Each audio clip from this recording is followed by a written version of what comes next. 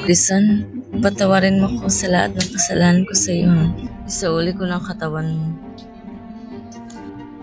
Na hindi naman sa akin itong katawan ko.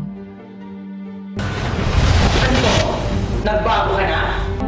Pati na kami ng kapatid ko. Masaya na ako, Black Lady. Hindi ko na kailangan na gawin katawan ng kapatid ko dahil may akin na.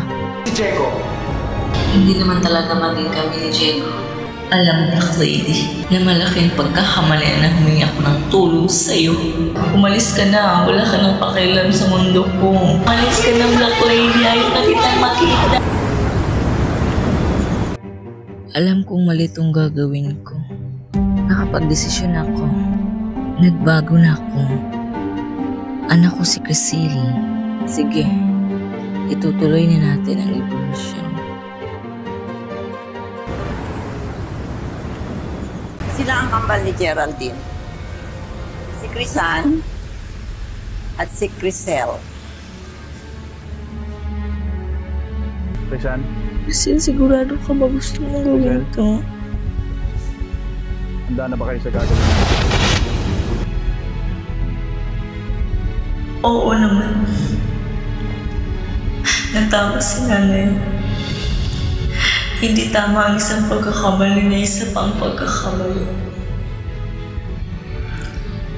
At dahil doon, gusto kong ipakita sa iyo na kaya ko pa rin magbago. Na kahit ano pa mangyari, ililigtas mo pa rin ako. Salamat. Pangako hindi kita iiwan. Kailangan natin gawin to prevent any spirits from interfering. Itong mga kandila na to, ang magsisilbing protection natin. Ipikit niyo inyong mga mata dahil magsisimula na tayo.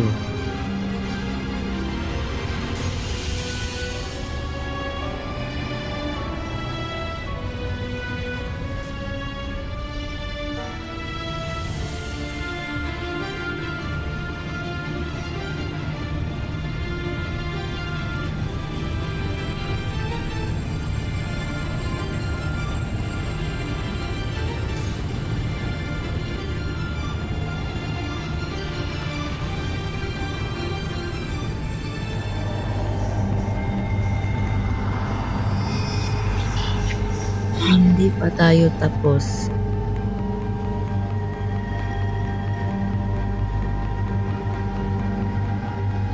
Ano nangyayari? Bakit di pa rin sila nagigising? Hindi yan.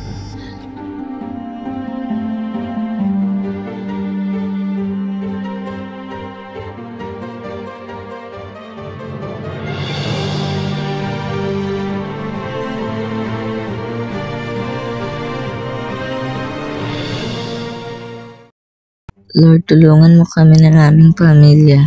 Nakapag-desisyon na ako. Dadali natin yung tatay ninyo sa Singapore. Nay, baka masundan po tayo ni Nay Teresa. Okay na ba yung ambulansya? Ba? Yung umarang!